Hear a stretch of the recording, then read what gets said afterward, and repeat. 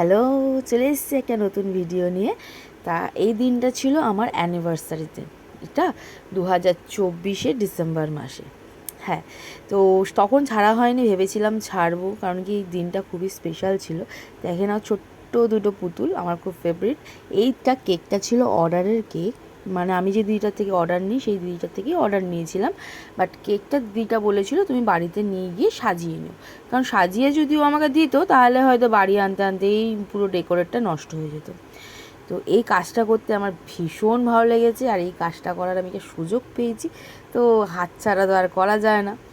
অ্যানিভার্সারির cake ছিল, একটা স্পেশালভাবে order দিয়েছি, কারণ কি এত সুন্দরভাবে সাজিয়ে নেব সেটাও কোনো দিনও ভাবিনি।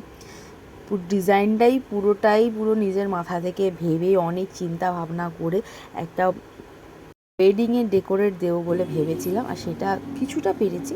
বাট পুরোপুরি হয়তো ভালোভাবে ডেকোরেটটা দেখাতে পারলাম না, কেটে কেটে দেখালাম।